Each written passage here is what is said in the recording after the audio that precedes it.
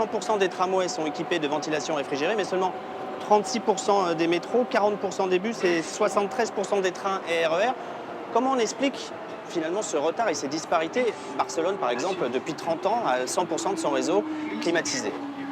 Mais vous le dites vous-même, Barcelone s'y est pris il y a 30 ans. Il a fallu attendre l'arrivée de Valérie Pécresse à la tête de la région pour qu'elle décide de mettre de l'argent dans la climatisation. Effectivement, toutes les nouvelles rames sont désormais équipées de climatisation, ce qui n'était pas le cas forcément avant.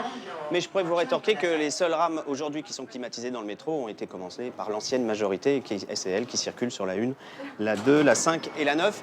Donc il va falloir attendre encore un petit peu pour avoir l'effet Valérie Pécresse. Mais très vite, on était à 50% des trains et des trains bus. RER, aujourd'hui, Voilà. effectivement, on en est à 73%. Voilà, et on espère qu'en 2025, on sera à plus de 90%. Un mot quand même de ces grands oubliés, hein. Je veux parler du RERD et du RERE. À eux deux, c'est quasiment 1 million de voyageurs par jour. Le RERD, c'est quasiment 0% de rames climatisées, le RERE seulement 10%. Pourquoi pour ces RER-là, tant qu'on n'a pas le nouveau matériel, on n'a pas opté pour, par exemple, la pose de vitres athermiques ou de stickers ou permettre aussi le garage de ces RER dans des endroits ombragés pour éviter qu'ils commencent leur service en étant déjà transformés en four?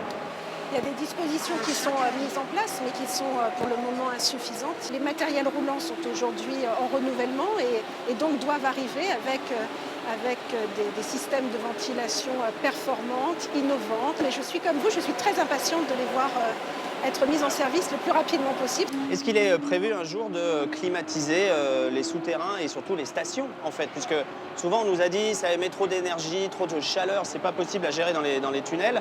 Pourtant, on a bien réussi à installer des écrans dynamiques pour la publicité qui, eux aussi, dégagent de la chaleur. Oui, je pense qu'on va y revenir. Voilà, je pense que la situation nous impose à plus de sobriété énergétique. Mais oui, en effet, lorsque nous travaillons sur la rénovation d'une gare, prenons l'exemple de Notre-Dame-Saint-Michel. Il y a une solution architecturale qui nous permet aujourd'hui de mettre en place des baies vitrées pour que l'air circule mieux.